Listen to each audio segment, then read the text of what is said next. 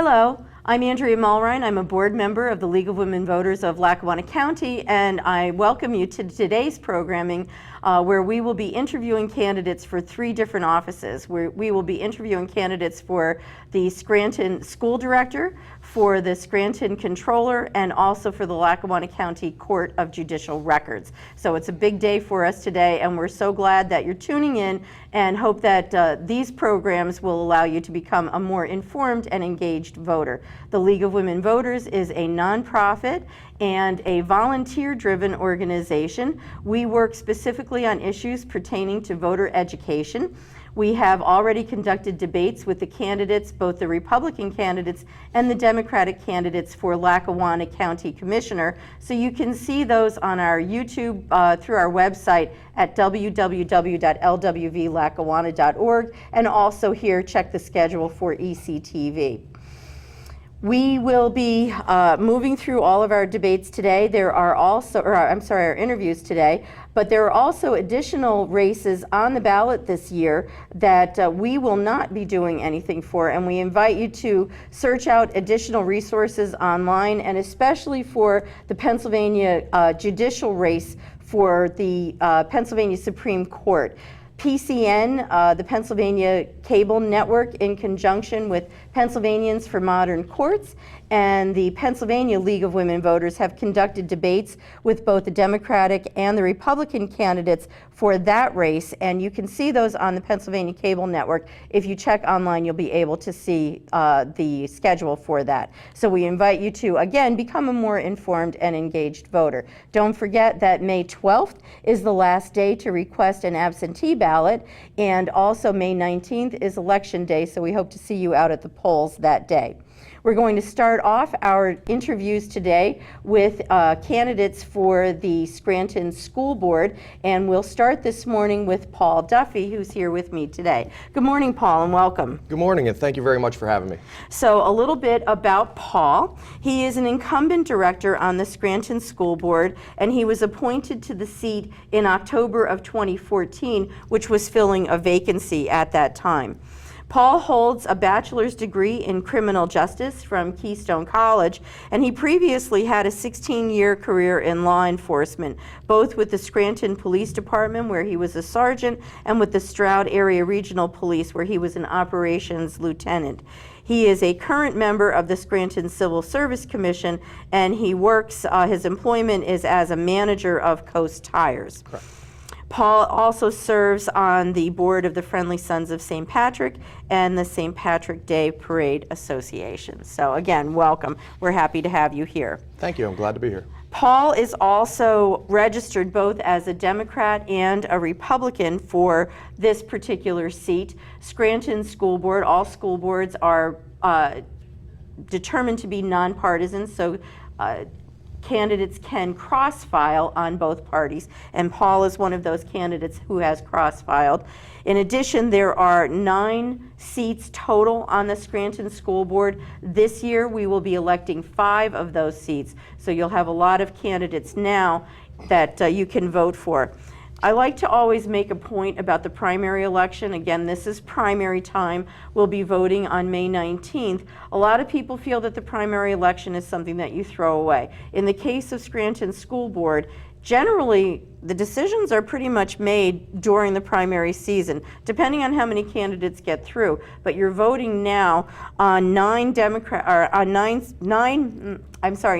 positions, people who are running for these 5 spots. So we'll see who gets through in the primary, and then whether or not there's a decision, an additional decision to be made in the general election. So very important that you know who these candidates are and that you do get out and vote on Election Day. So having said all of that, let me ask you, Paul, the first question, and what are the duties exactly of the Scranton School Board?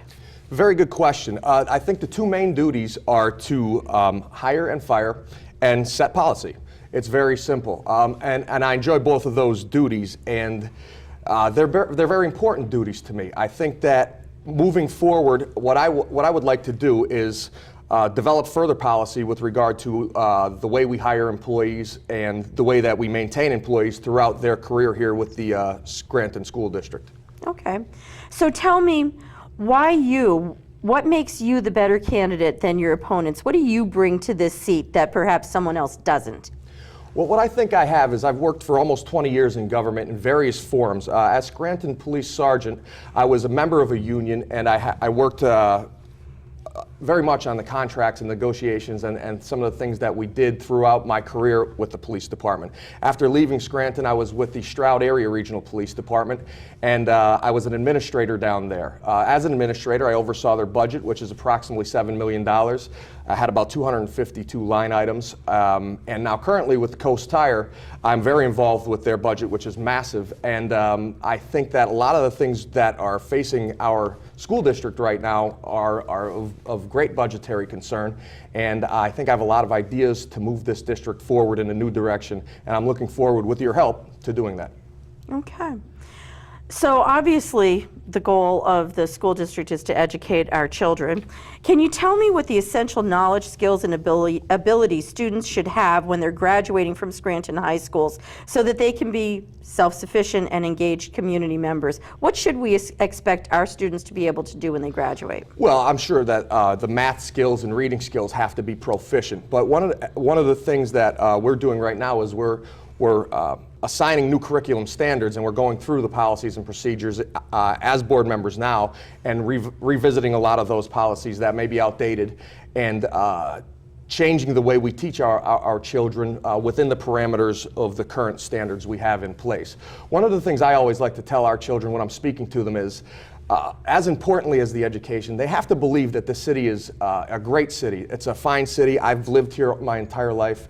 My family's lived here their entire lives, my parents and grandparents.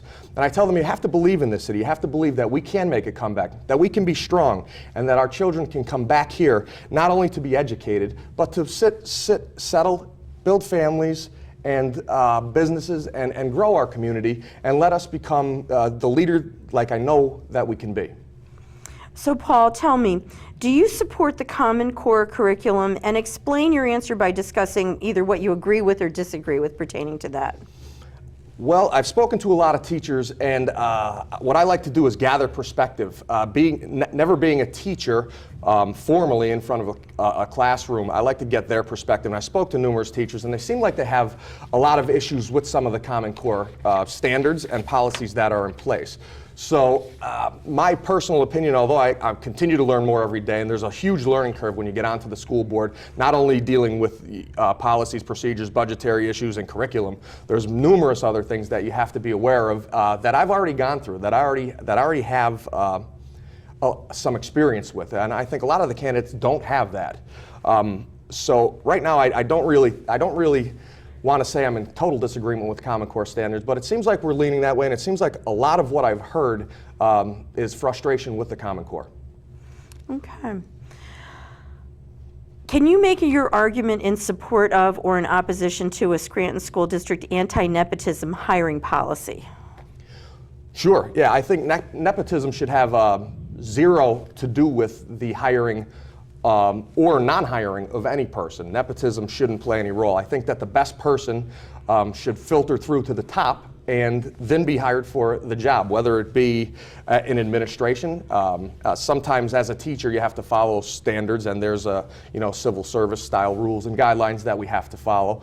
But nepotism shouldn't play any role. In a district with over 1,000 employees and how small the community is as compared to how large the school district is. Our city population continues to shrink to about 75,000, yet our student population continues to grow. So it puts us in a difficult situation. But nepotism shouldn't play any role one way or the other with a person getting a job whatsoever. And I'm in full support of furthering a policy, not just for the superintendent, but for all the levels of employment that aren't governed by state-style mandates. Okay. So what opportunities for improvements do you see are needed, specifically for things that the Scranton School Board can have an impact on? Well, I think obviously the financial situation is one of the most important things that face us at this time. I think we have to get the biggest bang for our buck out of use our time wisely with regard to scheduling our teachers and our students in the classroom. We have to watch our debt service, the percentage that we can get our TANs, the lowest percentage that we can possibly do that.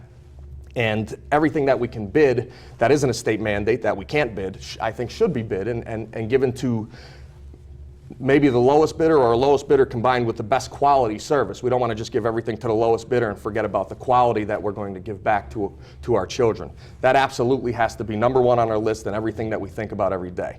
On the heels of everything that just happened in Maryland, I think more importantly is the children's safety. Being a former police officer and on the Health and Safety Committee, I've already spoke with Chief Graziano and tried to get ahead of the curve. I like to be forward thinking on a lot of problems that could roll up this way and hopefully never do. However, the problems in Baltimore stemmed from some school students. Having SROs in place, having an open relationship and an open dialogue with them, I think is greatly helpful. And I have that. Being a former police officer, I know all these officers personally. I know how good of a job they do, and I know how hard they work. I also know the great skill level that our teachers bring to the table and how apt they are at looking at situations and determining where they need to go up the chain of command. So I think we've gotten ahead of that curve and we continue to stay ahead of it. And those two things, the budget and finance and the safety of our kids, cannot be overstated.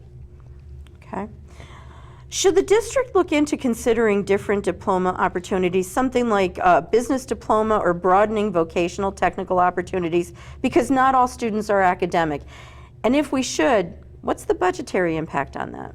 Great question. And being an area manager with Coast Tire, one of the biggest opportunities that I've taken advantage of is I'm also on the Career Technology Center board. I go to meetings every month there. I've taken a tour of the entire building, which is fantastic. It's still under renovations, a large part of it. However, a lot of their opportunities continue to expand up there, and I think it's a great place to look into it. Not all of our students have to be academic. We're a hardworking community, and I'm proud to be a part of this community. And any way that we can further our children's opportunities, I think we have to do it. The budget for the Career Technology Center is somewhere around $6 million. We're responsible for approximately $1.2 million. So in the grand scheme of the $137 million budget, it's not a very big budgetary concern. However, every dollar counts. There are rooms to expand in that building, both not only with the automotive, but our welding and the opportunities with the natural gas industry that we're taking advantage currently. I'd like to see a further expansion of both of those programs, as well as the cosmetology program and the great nursing program that we have up there. That's a fantastic opportunity that children have after they get out of high school to go right here into our community and become an LPN. I'm very involved up there. I enjoy that part of the board extremely, and I have a lot of ideas to move the district forward that I think are going to be mine. So imagine that you were asked to join a team of local government officials who will speak to a business or company that is considering moving into the Scranton community. What would you tell them about the quality of education offered by the Scranton School District to sell them on moving to Scranton? I would tell them that it's second to none. I'm a proud product of the Scranton School District. I went to McNichols Plaza and Whittier Elementary Schools. I went to South Scranton Intermediate School, and I graduated from 1995 from Scranton High School. I've gone out into the world, and I've gone all over the place in Pennsylvania, and I've been able to compete, and I've done very well, and I'm very proud of that. And I give a lot of that credit to my family, my wife, my mother, and my son, and my family members for giving me the strength, my friends, and my teachers. My teachers, Mr. Jack Hart, a really quick story. He was a teacher I had as a senior who has passed away. He, as I graduated high school, he knew how intent I was on becoming a police officer or a law enforcement officer because he took us on a tour of the Lackawanna County Prison. That stayed with me for a long time. I asked him if there was anything he could do to help me. He said if I went to college and I maintained and got my degree, or I finished my first year of school, he would maybe try to help me get a job. And my first job was with the Lackawanna County Juvenile Detention Center. And Mr. Hart was instrumental in that. Teachers have played such a huge role in my life that I think any business who comes in and they deal with our teachers and our administration, they'll see all the qualities that we have to offer, like I saw, like I've taken advantage of, and like I want every student that's in the school district right now to take advantage of. So Paul, what changes, if any, would you look to make in teacher hiring processes? And does the current make the most experienced and qualified applicants, does that enable them to be hired? I believe so. When it comes to teachers at full-time teaching positions, there are standards that we have to abide by. It's just like in a police department where you have to work off the best qualified candidates always rise to the top. I believe that they do. And you know, you have to hire in some kind of order. I would always be in favor, and am always in favor of looking at any position that we have or policy that we have and making it better. I often hear people say, or other candidates, they tend to paint with a wide brush and they say, I would do this and I would change that. Being on the board, being in the middle of this, I know how difficult a lot of those things are, and it's very easy to say from the outside. But I've also heard candidates say that they're not willing to change on this position, or they've got their mind made up.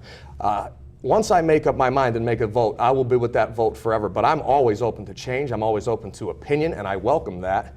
And I think closing your mind off to any situation or any policy that we have without taking input from people who are very educated, very qualified in our community, and our residents who offer some of the best ideas that I've heard have come from our city residents, our taxpayers, and our stakeholders. And I've welcomed them, and I've tried to implement a few of those changes, and I'm doing some of that as we speak, as currently as yesterday. So I always look forward to change and the ability to make ourselves better. So you mentioned residents, so let me ask you, what actions would you encourage the residents of the Scranton School District to engage in to hold board members accountable for the quality of education provided in Scranton schools? What's the best way for the citizens of the city to be involved with the school district? I think it all comes out to the blood, sweat, and tears of the hard work of following up with things. I'm very aware and open on social media. I have web pages, and I stay involved, and I often get comments from those. And I think the comments are fantastic, and I think the follow-up is going to be even better. We have to work together. It can't just be an idea that I have to run with.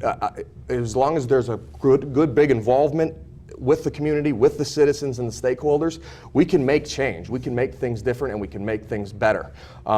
I'm always open for comment, and again, I'm always on social media. I'm very available, very aware, and very involved with the community. But to get involved and to relay that message that I spoke about earlier, I think the idea of putting in our children's heads that we are that good, that we are an important community, that we are somewhere you can stay, and we all have to be a part of that. Just changing the idea and the mindset that we're not that good, that we're a depressed area or a repressed area.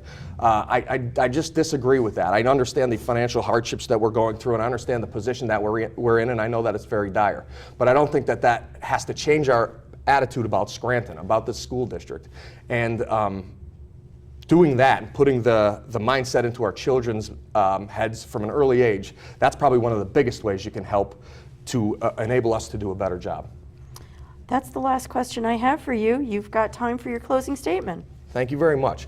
I have to say thank you so much for this opportunity. I look forward so much to being a part of the Scranton School District for the next 4 years. I humbly ask for your vote, and I welcome all of your opinions. If there's anything that I could do to make the school district better, our children better, the safety better, I'm looking to make this community better. That's why I'm involved. That's why I'm here. I have 100% of my effort going into this. And again, I thank you, and I look forward to your vote come May 19th. And I hope we have a fantastic day, and I wish luck to all the other candidates as well. Thank you. That concludes our interview with Paul Duffy Jr. Again, Paul is running for Scranton School Board, and he is registered on both the Democratic and the Republican tickets for this primary on May 19th.